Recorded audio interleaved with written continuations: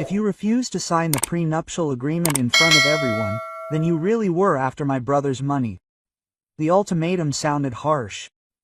I picked up the pen with a laugh, but half an hour later, my plan shocked everyone. Welcome to the Twists of Fate channel. Before we begin, let us know where you're watching from. We're very interested. We hope you enjoy this captivating story. Katya slowly fastened the last buttons on her wedding dress, her hands shaking slightly, not from bridal excitement, but from the anxiety that had been gnawing at her for months. A light October rain drizzled outside, and drops trickled down the glass like tears. She walked to the vanity, picked up a bottle of perfume, a gift from Dmitri, and paused for a moment, looking at her reflection. A 27-year-old language and literature teacher at an ordinary district school, no wealthy relatives, no useful background. This, she realized, was what most irritated her future husband's family, especially his sister, Irina. Irina Viktorovna Kravtsova, that's how she introduced herself even to close acquaintances, emphasizing her status. She was 35, a leading lawyer at a prestigious firm, the owner of a 2-room apartment downtown and a top-of-the-line foreign car. She wasn't married, but she attributed this to her high standards for men. "I'm too independent for most men," she liked to say, though Katya suspected it was her domineering nature and inability to compromise. From their first meeting, Irina made it clear that she considered Katya a temporary infatuation. "Dima has always been a romantic," she said, eyeing Katya from head to toe. "But life isn't a fairy tale." Katya remained silent, but she remembered that look, evaluating, cold, and full of superiority. Things got worse. It was as if Irina had made it her goal to show Katya her place. At a family dinner, she might casually remark, "And Katya probably doesn't know what truffles are. They don't serve them in the school cafeteria." Or during a vacation discussion, "Dima, you understand that not everyone can afford the Maldives. Maybe we should consider something simpler?" Quote, the hints of selfish motives were especially painful. "Of course, Dimachka is so generous," Irina would say when Katya arrived in a new dress. "He loves to give gifts." Or, "Did you know that our family has a luxurious dacha in the suburbs? Grandfather was still building it. Now, of course, it's expensive." Katya tried not to react, but irritation was building. She saw how Dmitri agonized over his relationship with his wife and sister, how he tried to smooth over rough edges. "Ira is just worried about me," he explained. She was used to taking care of her family. "Just be patient, she'll get used to it." But Katya sensed something was brewing. Conversations were interrupted too often by her appearance. Irina and Dmitri's mother exchanged glances too meaningfully. Valentina Petrovna, a seemingly gentle woman, was completely under her daughter's influence. She never said anything bad to Katya directly, but her silence spoke louder than any words. The turning point came a week ago. Katya came to Dmitri's home. He promised to show her photos from the office party where they met a year ago. The apartment seemed empty, but voices came from the kitchen. Katya walked down the hallway, intending to say hello, but froze at the threshold when she heard her name. "Mom, you understand that she's only with him for the money," Irina said, and her voice was so confident that Katya felt hurt. "She's a teacher from the district, her parents are simple workers. Of course, she sees Dima as a good match, but he loves her," Valentina Petrovna countered hesitantly. "Love will pass, but the problems will remain. You know that Dima has a share in Dad's business, and the apartment is also a dacha. In a divorce, she can claim half. We need to protect the family property. What are you suggesting?" "I've thought it all through. A prenuptial agreement at the wedding, when she's emotional. She'll sign it for me while reading it, and then it will be too late. And if she refuses, she won't refuse.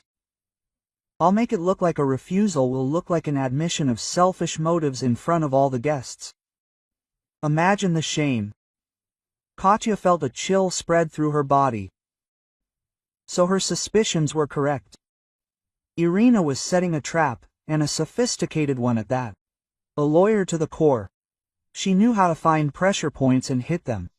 Katya quietly left the apartment and walked for a long time through the streets, thinking. She could tell Dmitry everything, but she knew he wouldn't believe her. Irina wasn't just a sister to him, she was almost a second mother. After her father's death, she assumed the role of head of the family and looked after her younger brother. Dmitry had grown accustomed to trusting her judgment. No, he needed to act independently. And then Katya remembered Lenya. Elena Morozova had studied with her in the same group at the Faculty of Philology. Smart, principled, fair. That's how she was at the institute. After graduation, they rarely saw each other, but Katya knew that Lena had received a second degree and was working as a notary, exactly what she needed. They met 2 days later in a small cafe next to the notary office. Lena had hardly changed, the same attentive brown eyes, the same upright posture. Only her suit had become more expensive, and her eyes had acquired the confidence of a successful woman. You know, Lena said, stirring sugar into her coffee, I often encounter similar situations. Relatives try to force a person to sign an unfavorable contract at a moment of emotional stress. It's a classic enslaving transaction. Quote, and what does this mean legally? Katya asked. Any transaction concluded under pressure, using the dependent position of one of the parties or in circumstances where a person cannot soberly assess the consequences, is considered invalid. But proving this can be difficult. Katya told about the overheard conversation, and Lena frowned. Your little friend is playing with fire. If she really plans to force me to sign at the wedding, this is a gross violation of the law. And what if I sign, and then you show up and declare the contract invalid right in front of the guests? Lena thought for a moment, then smiled. That would be very effective and completely legal.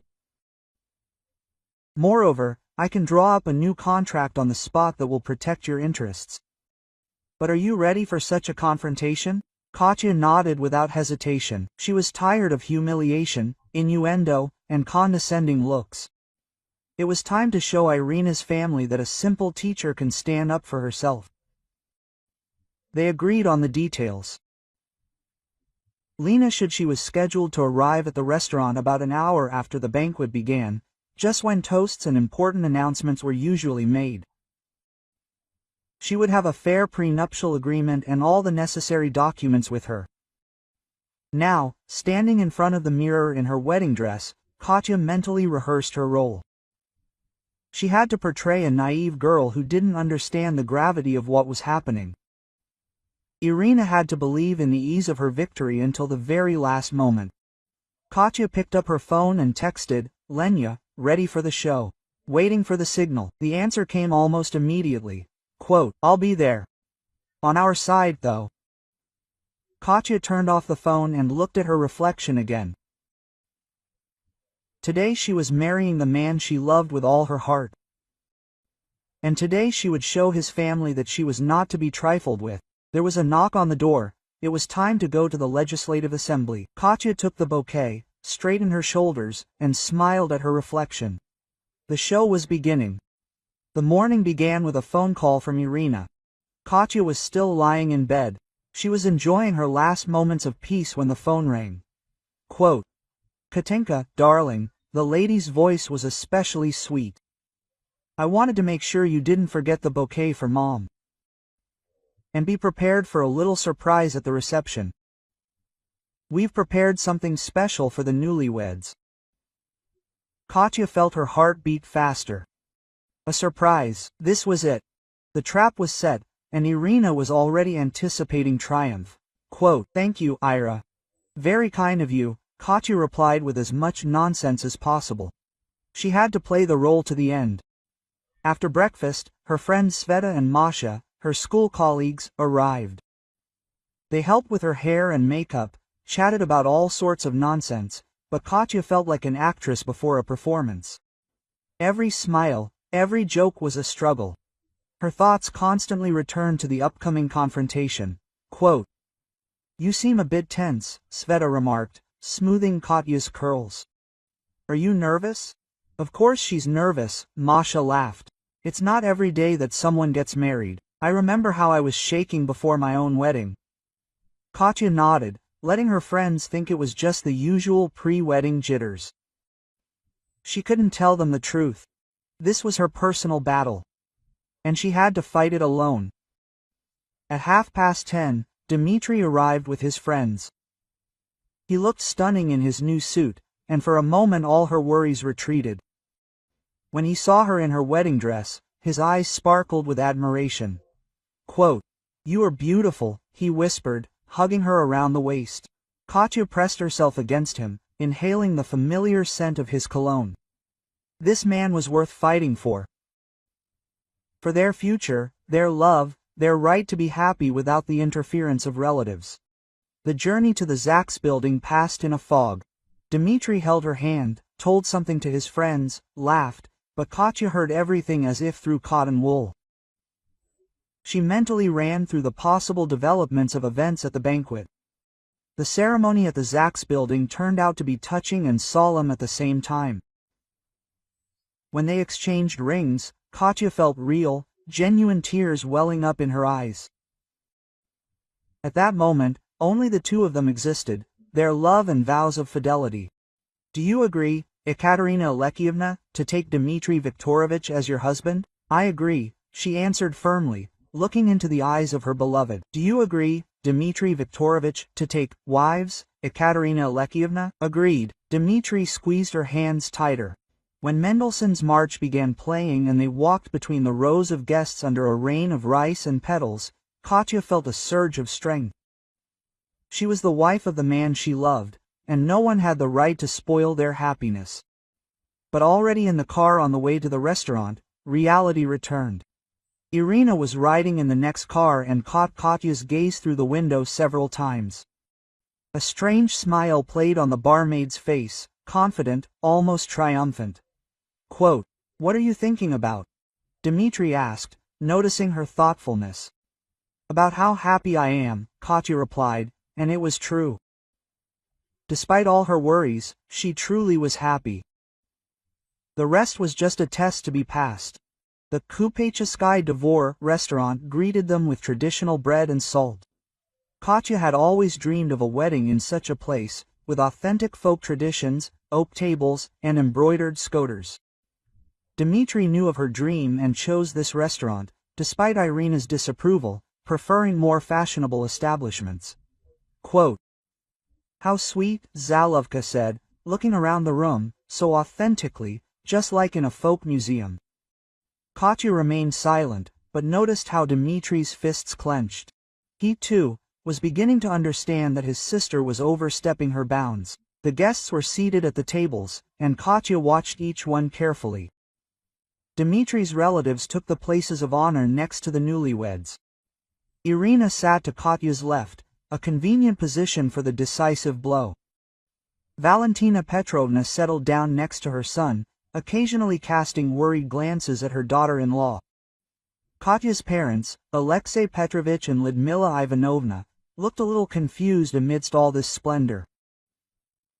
Her father, a mechanic from the local factory, clearly felt out of place, and her mother, a nurse at the district clinic, kept adjusting her only formal dress. Irina glanced at them several times appraising Ly, and Katya saw contempt flicker in her eyes. "What, your parents are such sweet people," Zolowka said, leaning toward Katya. Quote, "Such simple people. It's obvious they're real hard workers." There was no outright sarcasm in her voice, but Katya understood perfectly well what was hidden behind those words. Simple sounded primitive in Irina's mouth. The toastmaster, a cheerful man of about 50 with a luxurious mustache, began the ceremony. The first toasts were traditional: to the newlyweds, to the parents, to love. Katya tried hard to smile and play the role of a happy bride, but tension was building inside. She saw Irina whispering something to her mother, nodding and glancing at her watch. After the second course, The guest suddenly rose from the table. An elegant white envelope with a gold ribbon appeared in her hands. Quote, "Dear guests," she said loudly, attracting the attention of everyone present. "Our family has a wonderful tradition. We always care about the well-being of the newlyweds and want their union to be not only spiritually strong, but also legally protected." The hall fell silent. The guests looked at Irina with curiosity, and Dmitri frowned in surprise. Obviously, he didn't know about his sister's plans. Quote, "Ira, what is this?"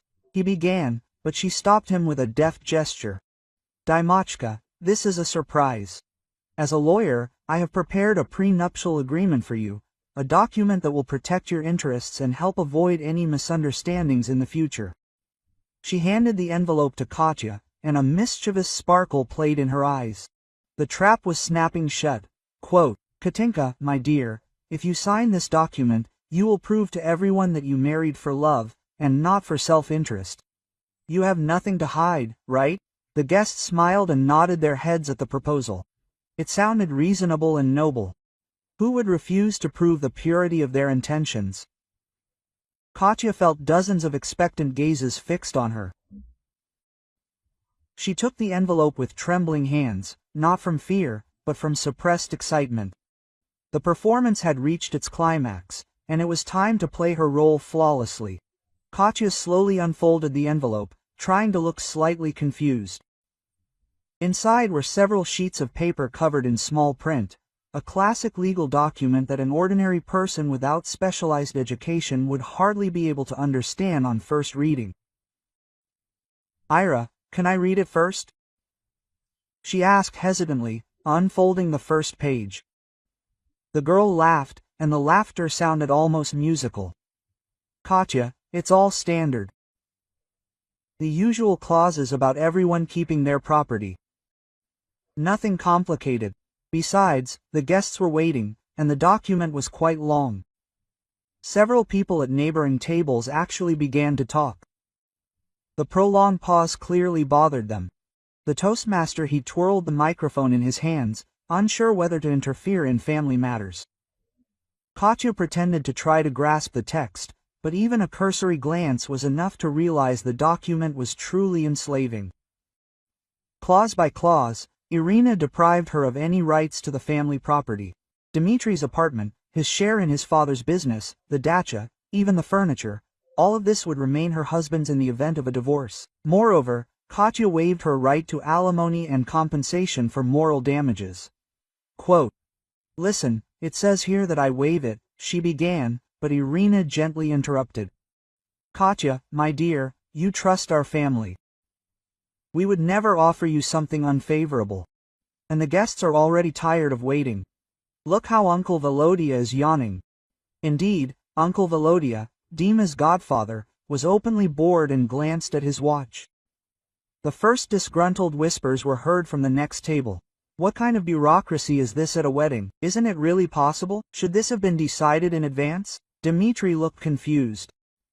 He clearly hadn't expected this turn of events and didn't know how to react. On one side was his sister, whom he'd trusted his entire life, and on the other, his wife, who had every right to review the document before signing. Quote, "Ira, maybe we shouldn't rush into it," he said cautiously. Zolowka turned to her brother with an expression of mild bewilderment. "Dimochka, what's the problem? Katya is afraid to sign the document stating that she has no claim to your property. This should be natural for a person who marries for love." Quote. The blow was precise and painful.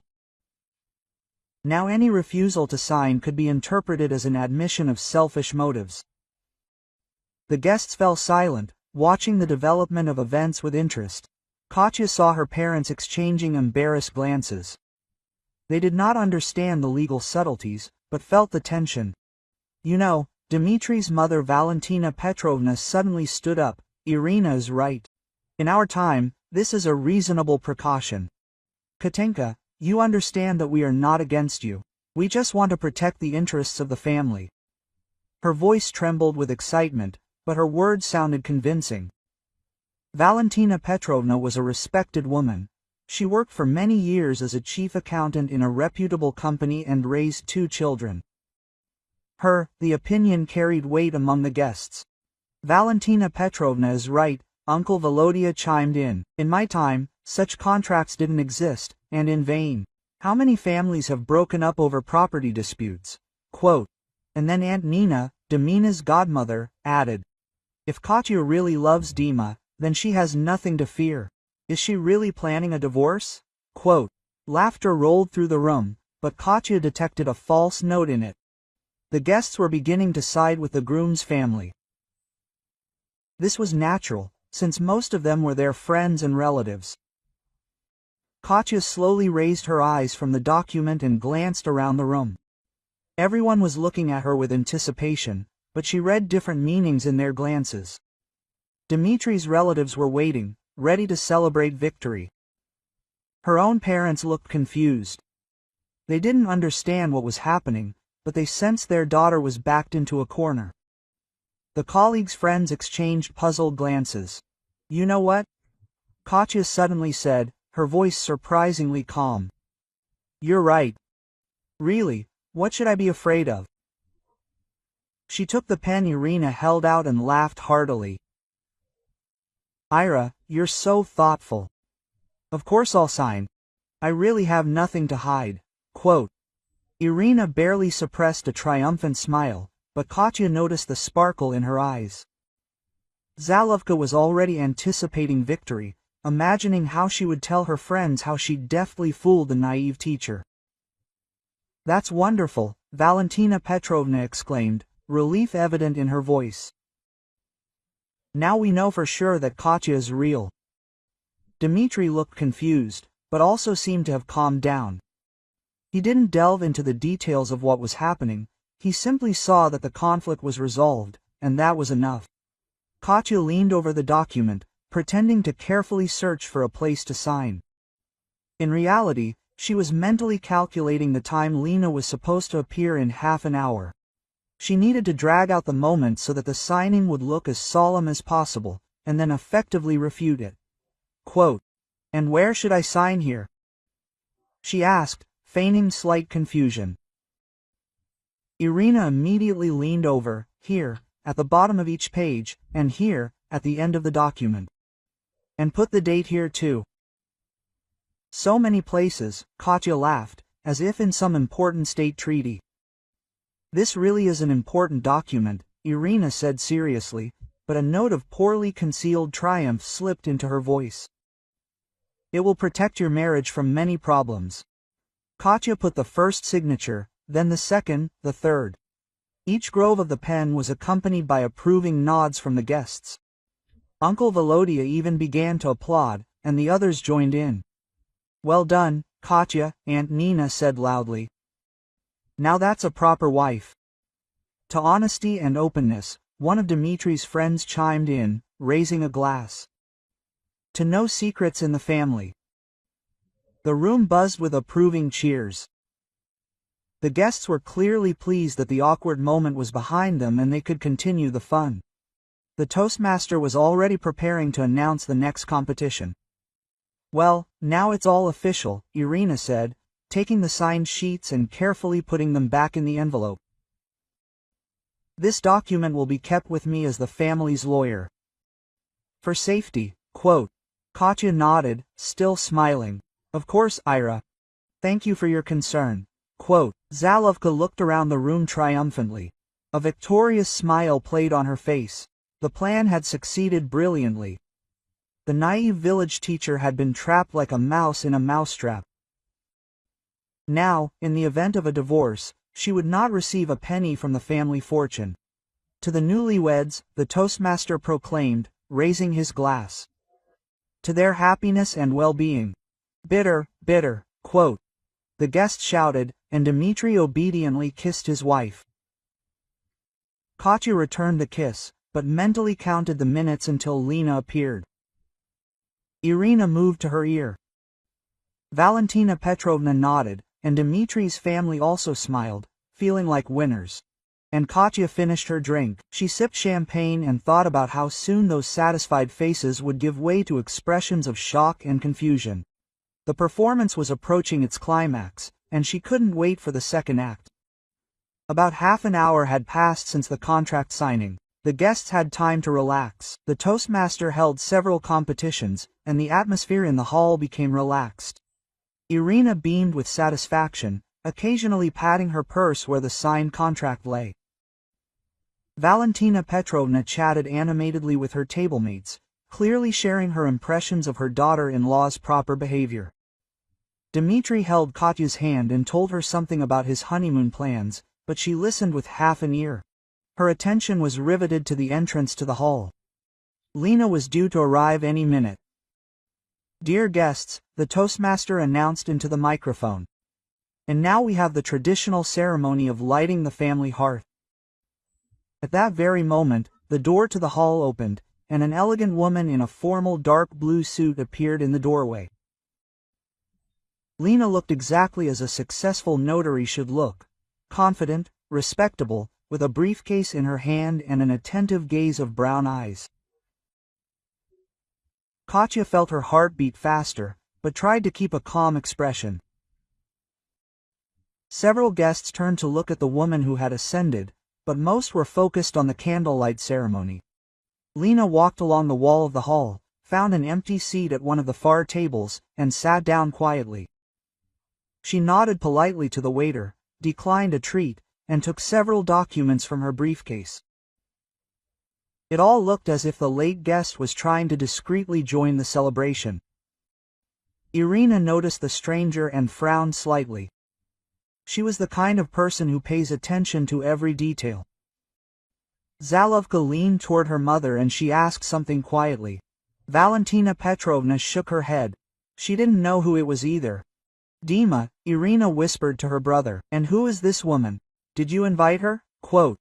Dmitri turned and shrugged. "I don't know, maybe they brought someone from the restaurant or Katya's colleagues." Meanwhile, the Toastmaster completed the lighting ceremony of the hearth, and the newlyweds blew out their individual candles, lighting the common family candle. The guests applauded, some wiped away tears of emotion. "And now, dear friends, we have a special moment," the Toastmaster continued. "Time for warm words and wishes from those closest to you." At that moment, Lena rose from her seat. She looked absolutely calm, but her movements conveyed the determination of someone who knows exactly what she's doing. "Sorry for interrupting," she said, her voice clear and confident, cutting through the background music. "My name is Elena Morozova, I am a notary, and I am forced to stop this celebration due to an important legal matter." The room instantly fell silent. All heads turned to the stranger, and the Toastmaster fell silent, confused, unsure how to react to this turn of events. "What's going on?" Irina stood up, and there was a note of caution in her voice. "What other legal questions?" Lena calmly approached the newlyweds' table, holding several documents in her hand. "We are talking about the marriage contract that was signed half an hour ago. As a notary, I am obliged to inform those present that this document was drawn up with gross violations of the law." "Excuse me, but who invited you here?" Irina tried to take the initiative into her own hands. "This is a private celebration, and you are a complete stranger here." "The bride invited me," Lena answered calmly, nodding towards Katya, as her legal consultant. "And I must warn everyone present. The contract that was just signed is a classic onerous transaction and is void. According to Article 179 of the Civil Code." Quote. Irina turned pale. As an experienced lawyer, she understood perfectly well the meaning of these words, but tried to bluff. "This is absurd. The contract was drawn up in all the rules. I did it myself." "You yourself drafted a document that completely deprives one of the parties of property rights," Lena interrupted, opening the folder. "Moreover, the coercion to sign occurred in the presence of numerous witnesses under psychological pressure in a situation where the signing party could not adequately assess the consequences of their actions." The guests began to talk among themselves. Many did not understand the legal subtleties, but the words coercion and avoidable agreement sounded threatening. Quote, "What does this mean?" Uncle Volodya asked, addressing no one in particular. Lena turned to the room. Quote, "This means that the document has no legal force. Any transaction concluded under pressure or in circumstances where one party is placed at a disadvantage can be declared invalid." But Katya herself agreed, Valentina Petrovna exclaimed. "No one forced her." "Psychological coercion is also coercion," Lena explained. "When a person is forced to choose between signing an unfavorable contract or being accused of self-interest in front of all the guests, that's pressure. Moreover, the contract's contents are frankly enslaving." Irina tried to pull herself together. Quote, "Excuse me, but you have no right to interfere in a family's private affairs. And how do you know the contents of the document? That's the most interesting part." Lena smiled, but there was nothing friendly in her smile. "Ekaterina warned me about your plans in advance." She recounted in detail a conversation she overheard a week ago, where you and your mother discussed ways to force your daughter-in-law to sign an enslaving contract. A shock rippled through the room. The guests began chatting animatedly, and the faces of Dmitri's relatives began to darken. Quote, "It's a lie," Irina cried, but her voice trembled treacherously. "I'll never explain to me then." Lena pulled out another document. "Why in your contract the bride waives her right to the property acquired during the marriage, alimony, compensation for moral damages, and even the right to personal items. This isn't protecting the family's interests, it's an attempt to completely deprive a person of their rights." Dmitri, who had remained silent until then, finally spoke up. "Ira, what is this? You told me the contract was standard." "Dymochka, don't listen to her." Irina was close to panic. "She's a setup. Katya set this all up to protect her legal rights." Lena raised an eyebrow. "As a notary, I can testify that such documents are drawn up solely with the purpose of infringing on the rights of one of the parties. In my practice, I have seen many such cases." The toastmaster stood with a microphone in his hand, not knowing what to do. The guests were divided into two camps. Some looked at Irina with disapproval, others at Katya, not understanding who was right in this situation. Quote, "Okay," said Dmitri, and his voice sounded tired. "Let's assume the contract is really unfair. What now?" Lena smiled again, but this time her smile was friendly. "And now your wife can make a choice. Either we contact law enforcement agencies with a statement about coercion to sign documents." Valentina Petrovna gasped, and Irina clutched her heart. "Or," Lena continued, "we draw up a new fair one. A prenuptial agreement that will truly protect the interests of both parties." She pulled another folder from her briefcase. Quote, "I have a draft of such a document with me. Would you like to see it?" Katya finally spoke, and her voice was calm and firm. "You know, Lena, I think everyone would be interested to hear what a fair prenuptial agreement looks like. Unlike the one I was just asked to sign." The audience froze in anticipation. The performance had reached its climax, and now the fate of not only the young family was at stake, but also the reputations of those who had tried to deceive them. Katya slowly rose from the table, and there was a new determination in this movement that the guests hadn't seen before. Her wedding dress rustled in the ensuing silence, and her eyes, which half an hour ago had looked at the world with trusting and naivete, now burned with firm resolve. Quote, "Dear guests," she began, her voice surprisingly calm for someone who had just become the center of a scandal. "I want you all to understand what happened here." She glanced around the room, lingering on Irina's face, who sat pale as a sheet, clutching the ill-fated envelope in her hands. "Half an hour ago, I was forced to sign a document that, in the event of a divorce, would leave me nothing. Absolutely nothing. Not the apartment my husband and I could have bought together, not the furniture, not the car. Moreover, I even refused the elements if we had children." Quote. A surprised murmur swept through the room. Many guests, especially the women, exchanged indignant glances. But the most interesting thing, Katya continued, was that this contract had been prepared in advance. A week ago, I accidentally overheard Irina talking with Valentina Petrovna about how best to force me to sign at the wedding, when I would be emotional. Dmitri turned sharply to my sister. Ira, is this true? Quote, Zolovsky tried to save face. Dimochka, she's distorting everything. I just wanted to protect our interests. Our interests? Quote. Katya smiled, and there was so much bitterness in this smile that several guests shook their heads sympathetically. Tell me, Irina Viktorovna, what bad have I done to your family? What did I do to deserve this attitude? Quote. Irina was silent, frantically trying to figure out how to get out of the situation.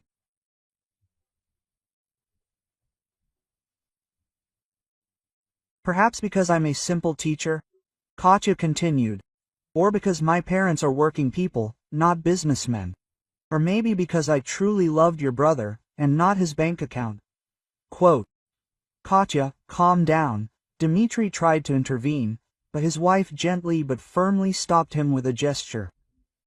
No, Dima, let everyone hear the truth. Your sister doesn't think I'm worthy of being part of your family. She spent 6 months humiliating me, hinting at my selfish motives, and today she decided to finally put me in my place. Publicly, in front of all of you. Quote. Lena, who had remained silent until then, nodded. And this is a classic example of psychological pressure. In law, such actions are classified as coercion. Quote. Katya turned to the guests. You know what's the saddest thing? I was willing to endure all this humiliation for the sake of the husband I love. But when they try to deprive me of basic human rights, when they draw up a document that makes me a nobody, then, excuse me, I have to defend myself. Quote. And what do you suggest? Irina asked coldly, clearly trying to pull herself together. Katya looked at her for a long moment, then turned to her husband. Dima, I love you, but I can't live in a family where I'm considered an enemy. Therefore, you have a choice, and your family has a choice too.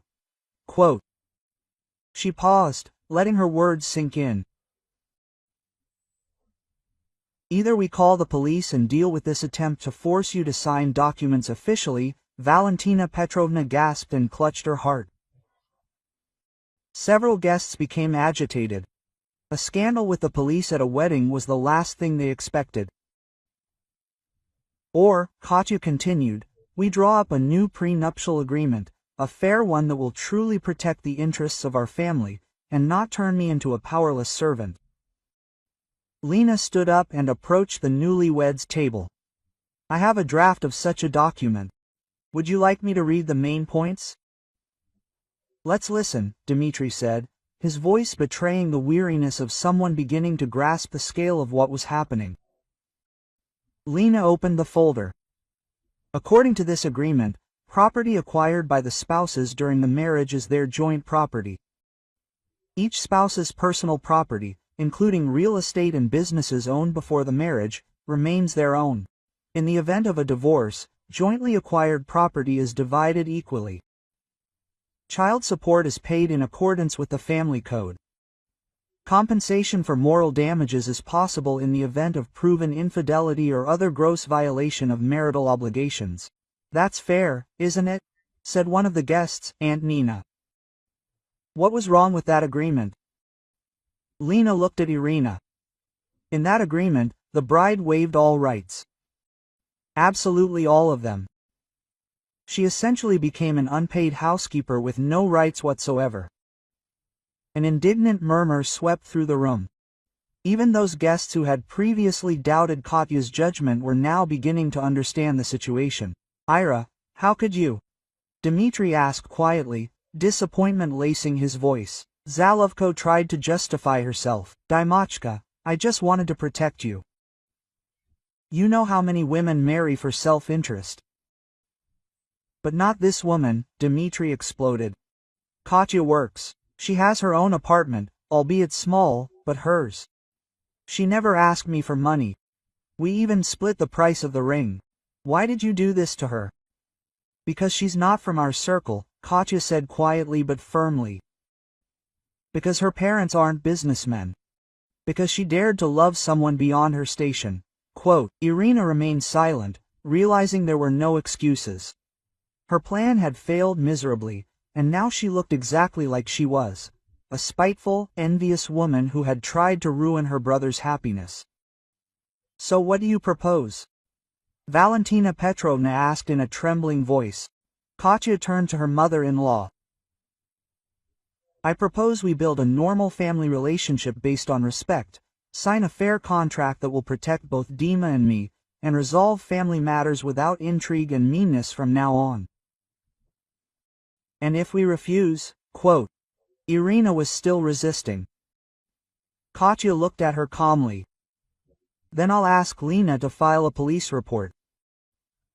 Forcing someone to sign documents is a criminal offense. And we have witnesses and clear evidence. Quote, no need for the police. Uncle Volodya suddenly stood up. The girl is right. Ira, you've gone too far. We need to sign a normal contract. I agree, Aunt Nina added. Katya is a good girl, and what you're doing to her is not right. The other guests began to nod. Public opinion had decisively turned against Irina and in favor of Katya. Quote, Dima, Katya said, turning to her husband, the decision is yours. But know this, I will not live in a family where I am not respected. Either we build a relationship on equal terms, or... She didn't finish her sentence, but everyone understood what she meant. Dmitri stood silently, approached his sister, and extended his hand. Quote, Ira, give me that contract. Now. Zolowski clutched the envelope tighter. Dimochka, but give me the contract, he repeated firmly. Irina, with visible reluctance, handed the envelope to her brother. Dmitri took out the documents and, without reading them, tore them in half. Then again, and again. Quote, that's what I think of this contract, he said, throwing the scraps on the table. Now let's sign a proper document. And no more intrigue. Katya is my wife, and she has a right to respect. The guests applauded, and in their applause was the relief of people who finally saw justice. Lena smiled and pulled out a new contract. Quote, then let's get to signing. But this time according to all the rules, with an explanation of each clause. Katya sat down at the table and picked up a pen. This time, she was signing a document that protected her rights, not just against her considerable ones. Justice had finally prevailed. Irina sat thunderstruck, clutching the remains of the torn contract.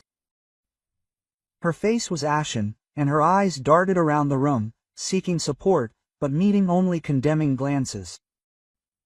The woman who had felt victorious just an hour ago now looked like a cornered animal.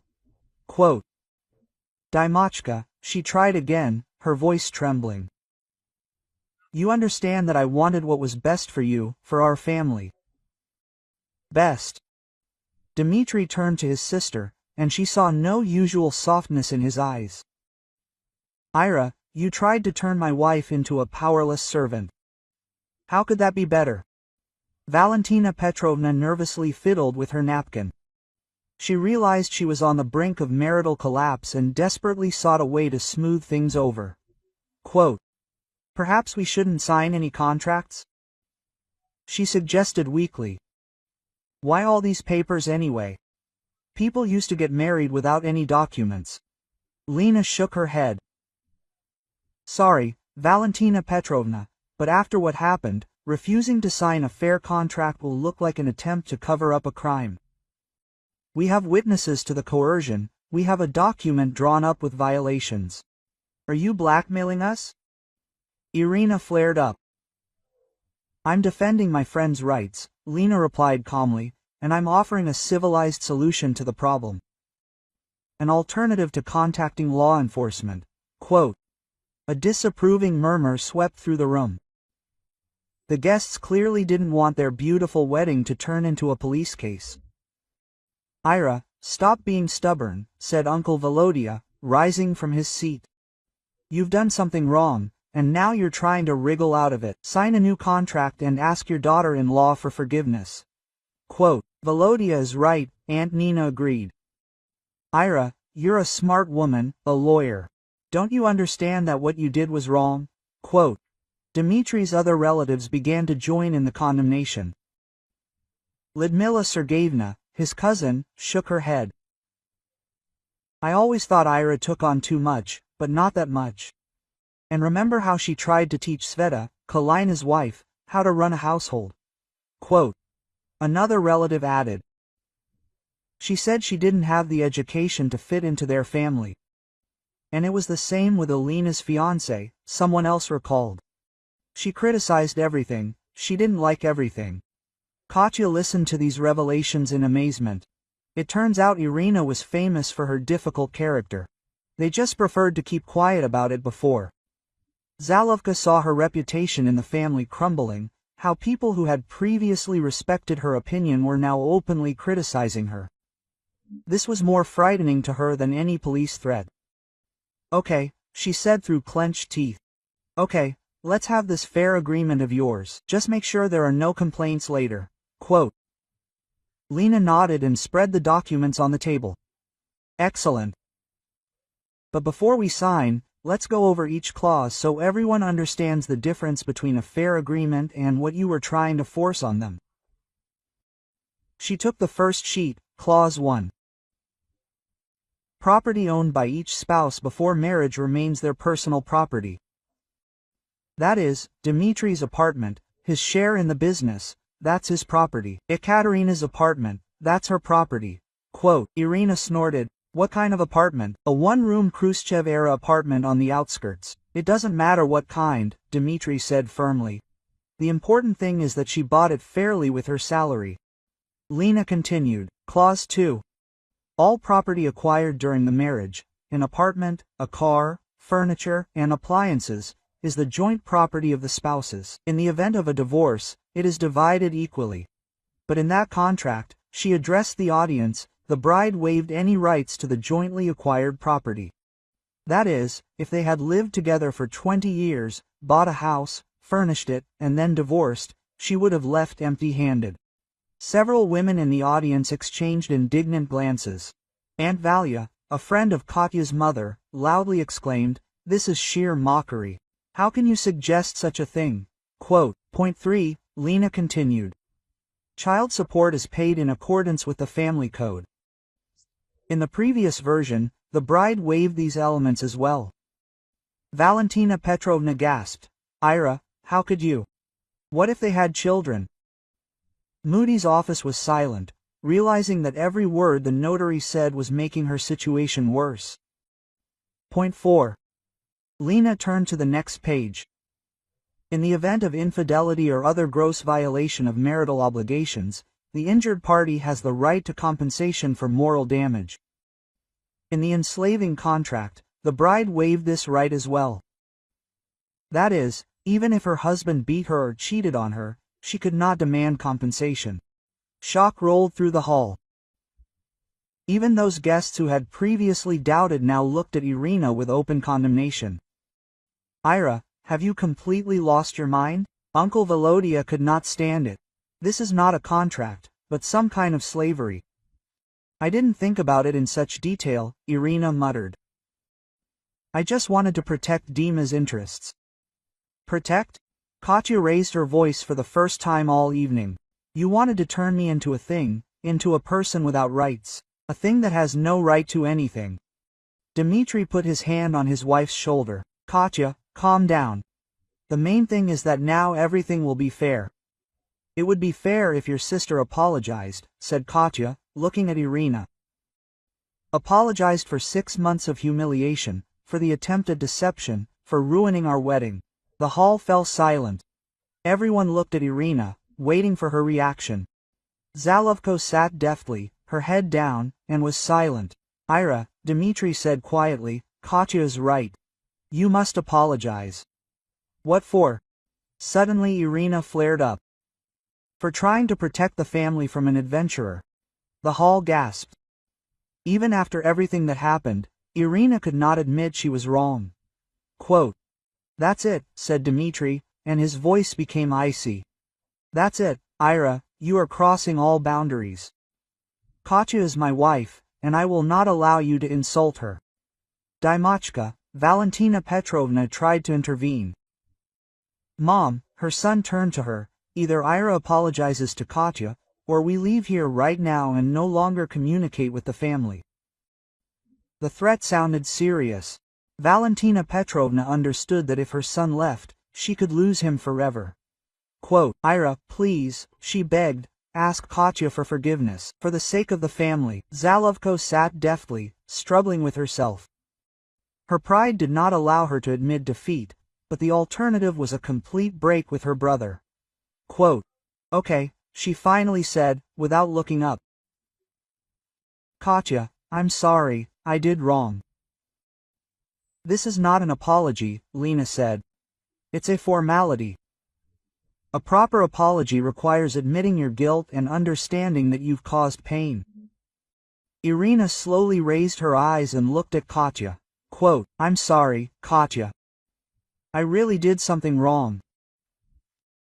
I didn't mean to hurt you, I was just really worried about my brother.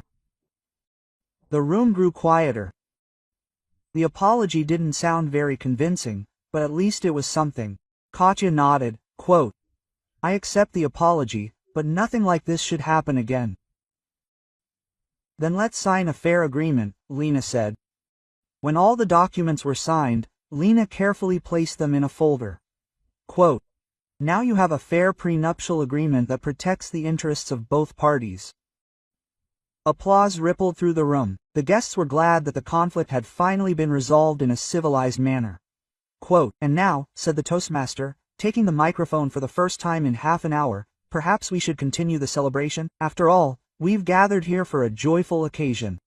But the atmosphere was hopelessly ruined. Irina sat gloomy as a cloud. Valentina Petrovna looked upset, and the newlyweds themselves felt exhausted. There was still time to mend their family relationships, but the main thing had been done. Justice had prevailed. The wedding continued, but in a completely different atmosphere. The guests gradually perked up. People quickly forget unpleasant things, especially when there is good food and music. The toastmaster tried his best to bring joy back to the celebration, announcing contests and jokes. But Katya saw how some people were still exchanging glances and whispering. Irina sat silently, barely touching her food. From time to time, she glanced at Katya, in which complex feelings were visible, resentment, anger, but also something resembling respect.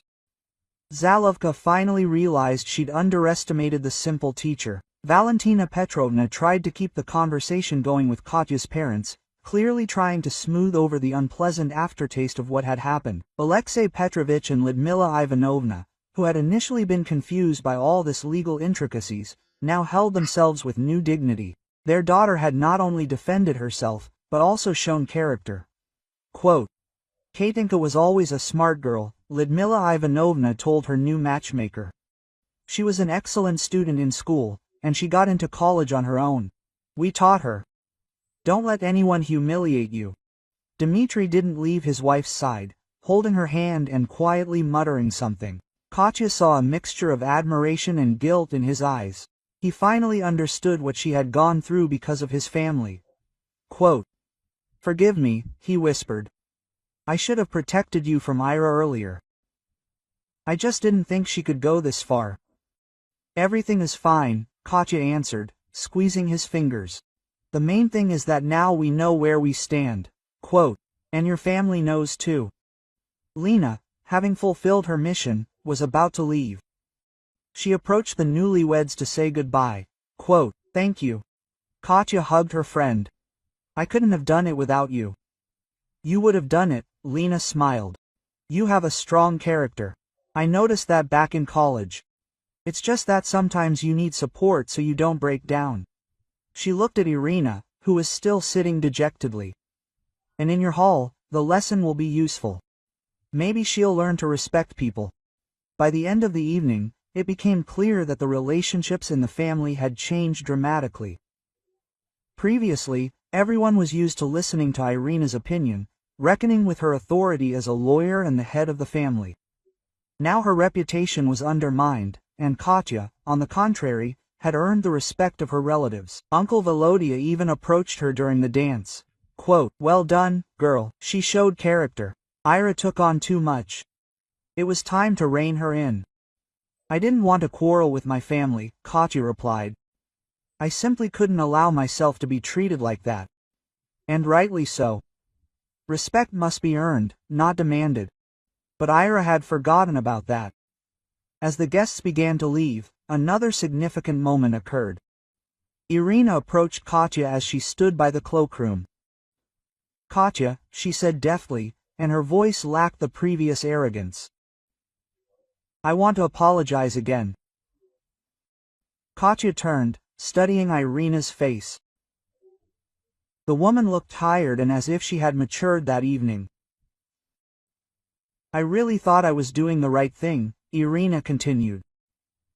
I thought I was protecting my brother, but today I realized I was simply afraid of losing control of the situation.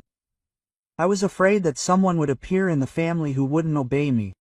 Katya nodded. Irina Viktorovna, I never wanted to replace you as Dima's sister.